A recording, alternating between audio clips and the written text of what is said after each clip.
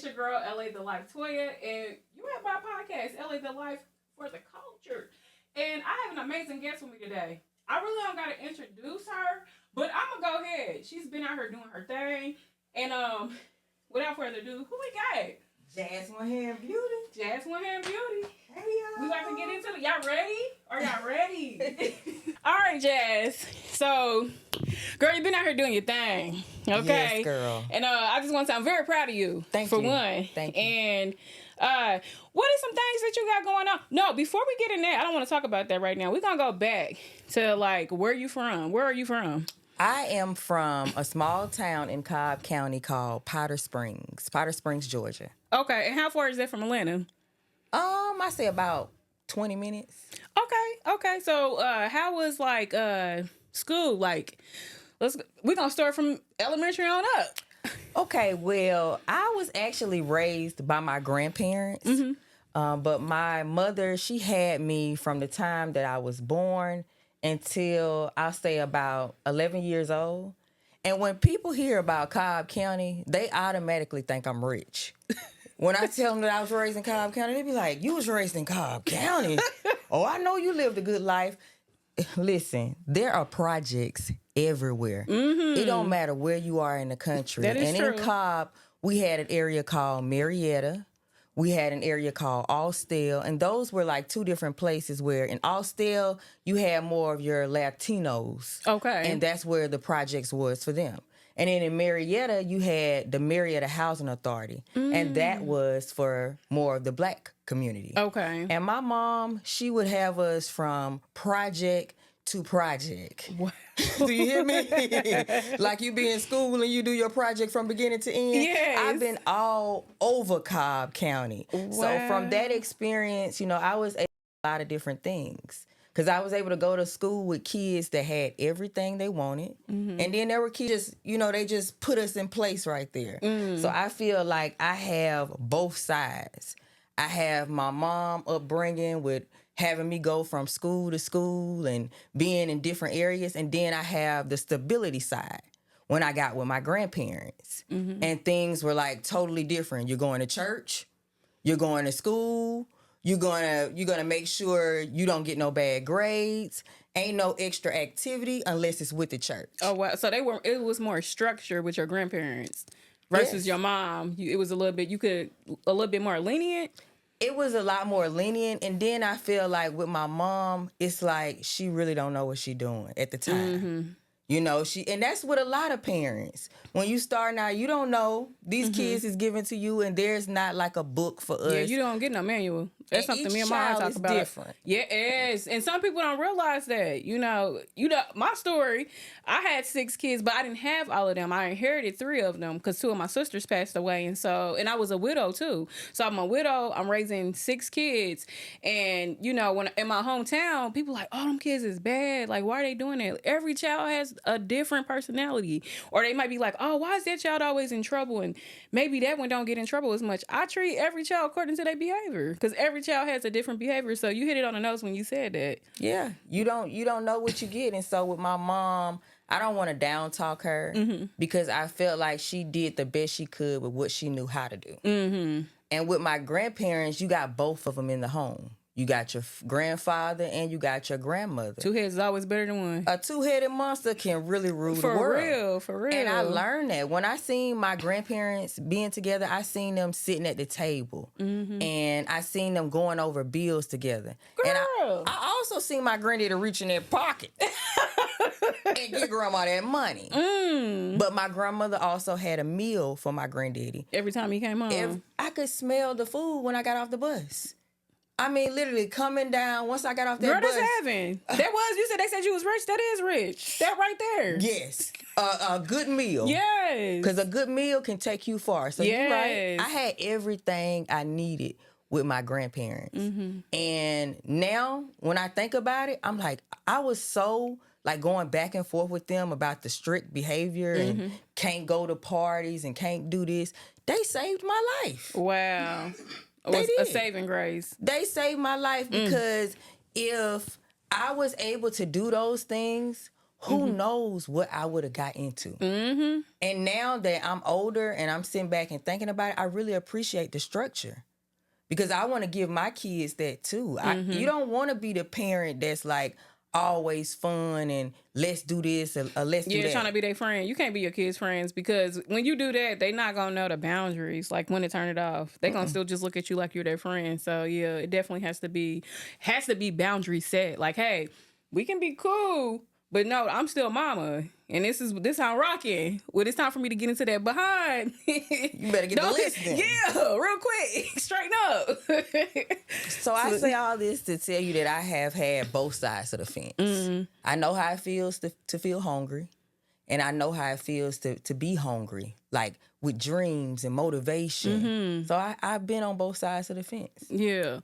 Okay, so how was like high school for you? High school was actually a break. Okay. From elementary. Okay. Because when you're in school and you're the new student, you know how it feels to be the new student.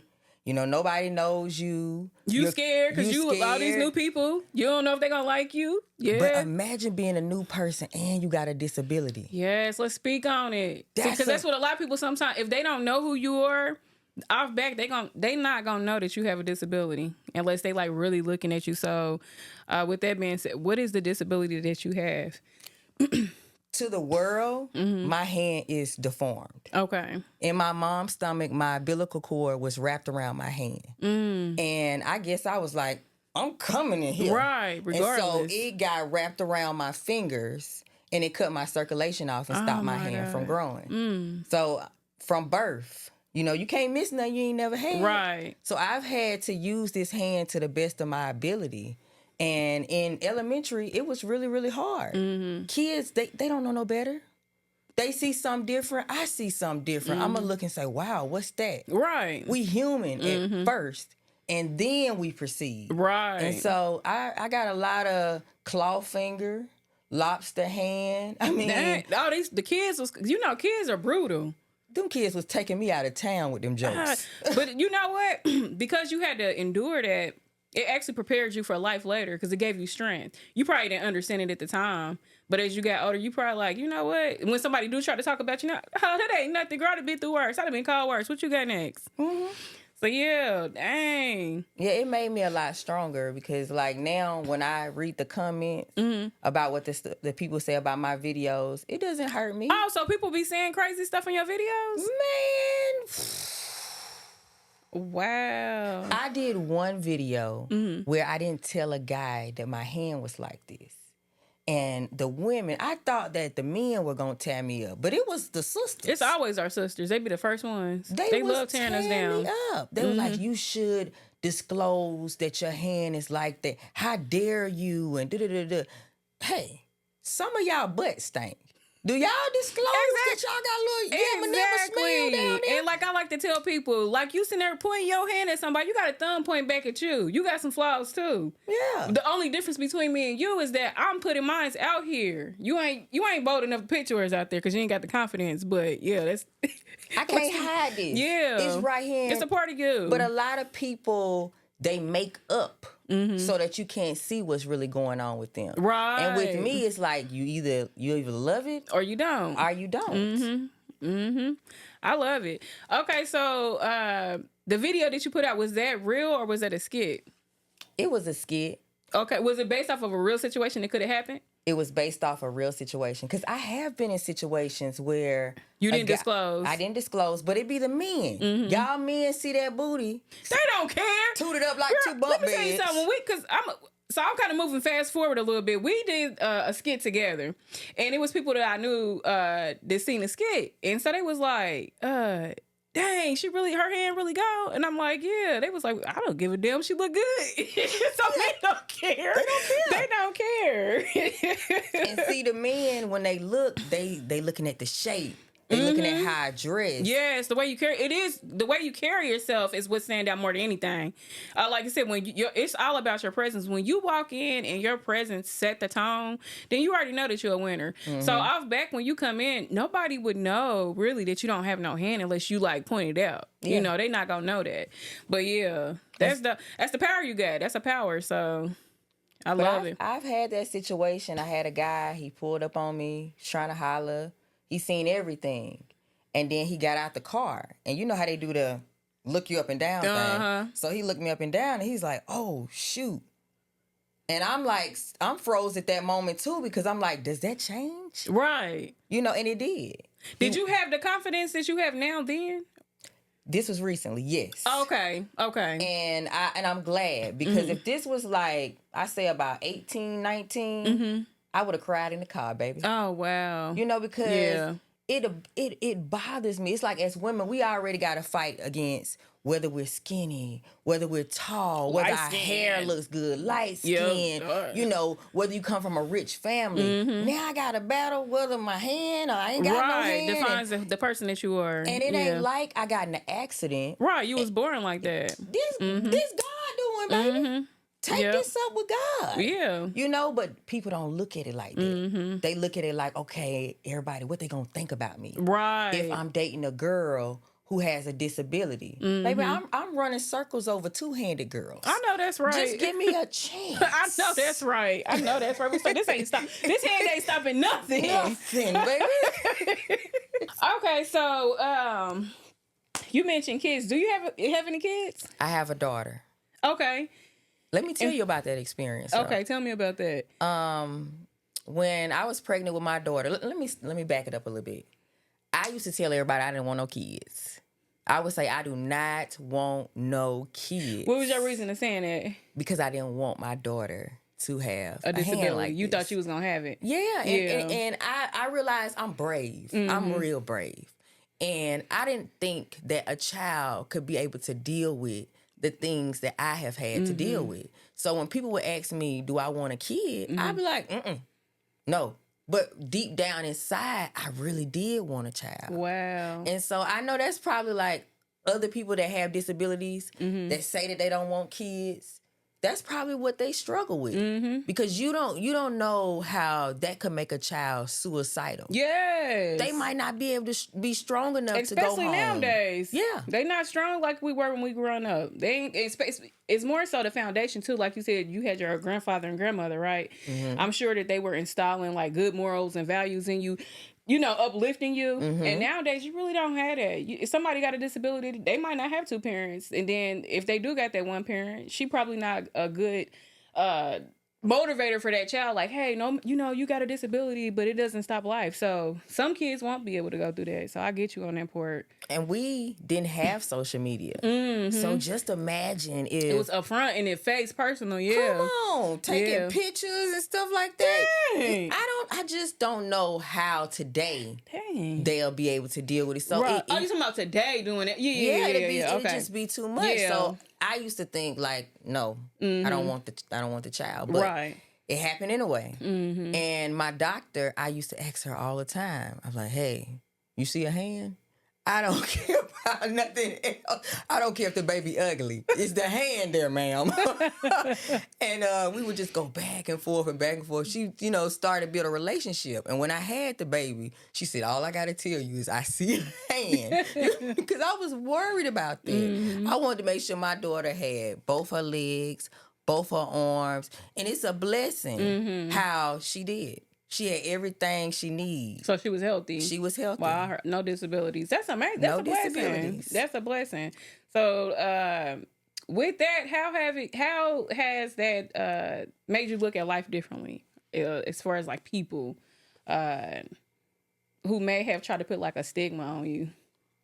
Well, having a child, that you was able to have a child, she was healthy, she didn't have any disabilities. It makes me believe in God.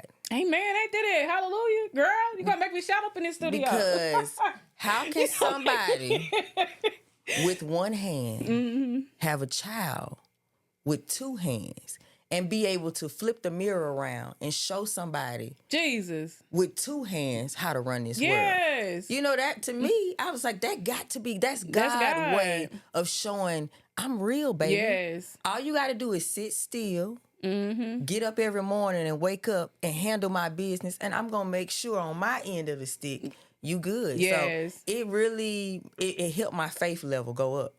Because every month I was praying, I was asking God, God, God, God, God, God. And I know now that when you pray, he do answer your prayers. Yes, he does. Oh, yes, he does. That is so true. So let's speed it up a little bit. Oh, no. Let's go back a little bit. Your daughter's father, is he active in her life? How is your relationship? He's an awesome guy. That's good. That's good. If I had my dad in my life, I want my dad to be like my child's dad. Wow. I love it. That's amazing. Yeah. So is she the only child from both of y'all? Yes. Okay. But not from both of us. Oh, okay, from you. From you. Okay. Now, how does your daughter handle? How does she handle you having a disability? How does she feel about it? Girl, sister girl is something else. Okay. At first, she told me that she didn't want me to come to her school. Mm-hmm. And the reason why is because my hand was like this. And so she had awards day. She had like a lot of things going on. Mm-hmm. And she got upset. She got in the car. She started crying. She was like, why didn't you come? Why didn't you come?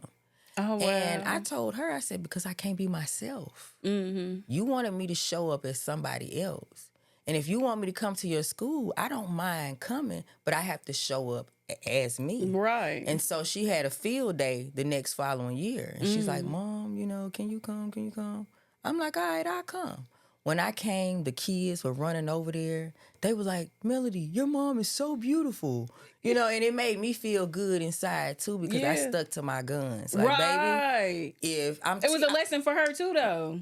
Making her know, hey, if you can't be yourself, don't show up at all. Yes, yep. And when you do show up, you don't worry about what other people think. Exactly. Now, you sitting there thinking that these kids are going to look at your mom and say... And she didn't even know how dope her mama was. I see kids running over. You see Melody's mom? Right. You should have been brought me to the school, baby. Okay. I could have got you extra snacks. That is funny. I love it. Okay, so I want to speed it up. Because I know you out here, you're a content creator. You've been in a lot of Pop the Balloons, 20 verse 1. Before that, what was you doing and how did you get in it? I was doing skits. Okay. I met this beautiful lady. Okay. She really didn't even tell me what I was doing, but she said, hey, you want to come do this video with me? And the beautiful lady is across from me right here. Okay. So let me give her flowers, y'all. If it was not for her, I would have never started on my journey to begin with. Mm-hmm. Because she opened a door in my life that I didn't even know could open. Like, I didn't know anything about that. You know how they say people, you can always see a person's great qualities in them versus them seeing it. So I already knew that you had it because I was looking at your videos and you naturally funny. So I'm like, I was a content creator. I'm like, shoot, I need to put her on board. And so me and Devin was doing something and it lied perfectly where you were able to come out and do that skit with us. And then you just took off from that. And so some people... I don't know, God naturally put this in me. I'm a person that I love to see people doing good. And if they not doing good and I see a good quality, I want to try to enforce it. But what I've learned sometimes when you do it, it could be a rejection. But for the ones who receive it, I'm staying on them. I'm focused on them because I really want to see them do good. You got some friends where they'll root for you when you're doing something right. Mm-hmm. Not really thinking you're going to make it. Mm-hmm. And then when you make it, it's like... And I'm coming from this is my own experience. It happened to me. You start seeing who really your friend and who ain't your friend. So because of that, it makes me just want to pour in people more because I'm like, dang, everybody can't be like this. Like, everybody, somebody needs somebody that's really rooting for them to do good. And I just want to say I'm proud of you. You doing your thing. You found your lane and you out here, girl. Shoot. Yeah. She everywhere. Baby, I'm popping every balloon I can. You hear me? Anytime they call, you got to what? I'm there. I know that's right. So with doing that and being a content creator, what other doors have it opened up for you? I just say a bigger fan base. Okay. Because on TikTok, I really wasn't on TikTok like that. And I started hearing more and more people say, hey, you're viral on TikTok. You're viral on TikTok. So I started putting more of my time and my energy into TikTok. Mm-hmm. And I have fan base everywhere. In different countries. The people, they come up, they talk to me, they tell me, hey, I got a disability too. See, that's the part that I love. And that's why I wanted you to get out here and do that, because I knew that you can get through people through comedy. But then once the comedy came through, you just being your organic self, your authentic self is going to, you know, make people come to. And I know when you was growing up, it probably wasn't nobody else that had a disability like you. So now that you are in the position you in, it's probably other kids out here that had a disability. And because of you taking the steps to say, hey, I'm going to put this content out, I'm going to put myself out here, now they have somebody to look up to. So you're definitely motivating and inspired for other kids that, you know, have the disability you have. And if they don't have that encouragement, maybe they want to be content creator. They want to get out here and do stuff.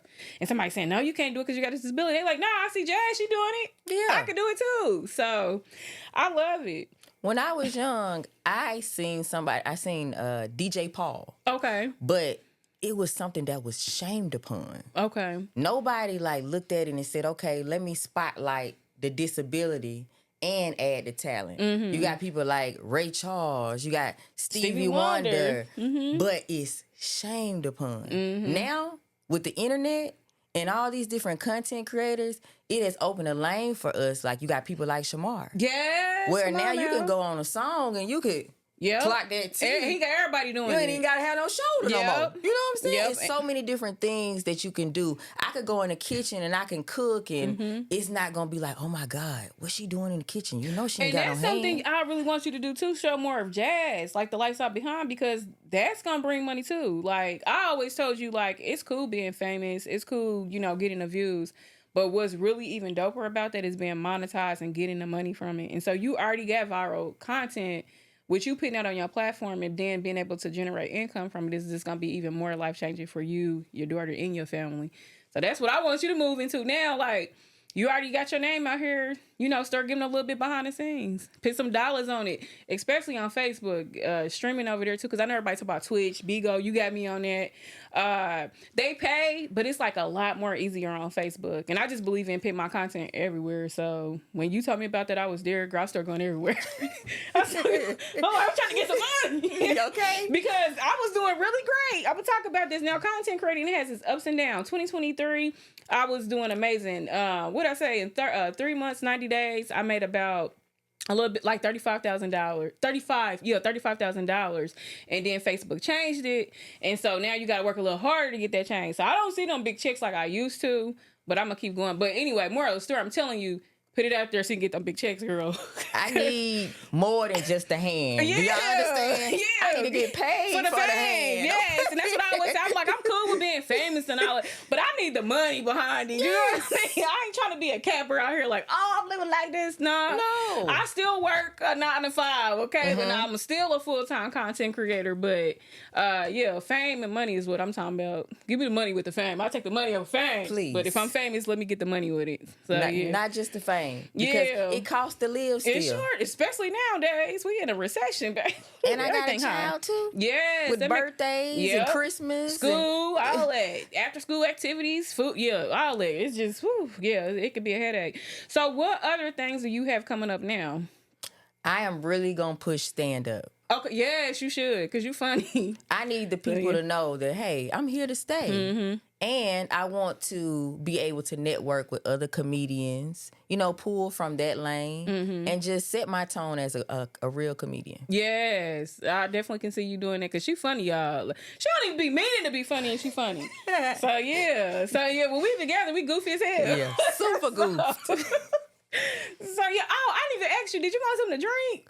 We got a little bit. What you got, girl? It's some little look. I ain't no alcohol drinker, but it's a little bit something in there. No, they got. I'm fine. You good? Thank you. Okay. And I also want to do a nonprofit organization. Yes, you definitely should. Yeah. So, what would you want your non-for-profit organization to entail? Like, what are you gonna offer?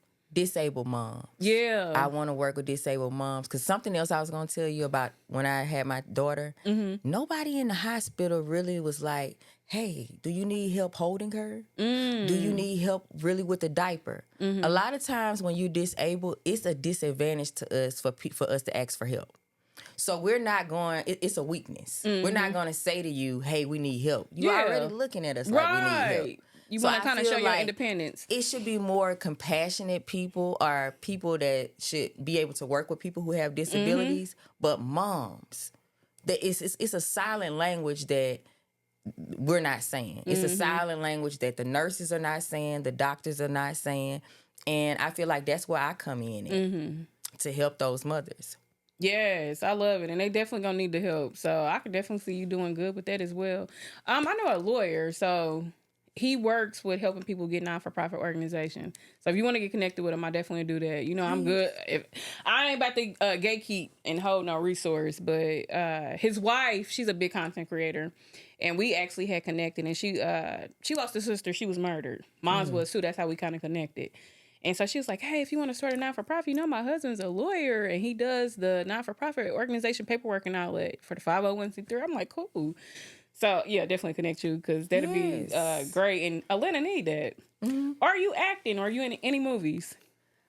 I have been. Okay. I did Water Boys with Boosie. Okay. I just did a movie with Tone the Goat. Okay. Breath of Fresh Air. Has Ugly Money Nietzsche featured in it as well. Okay. So you can't bring... No, I'm just playing.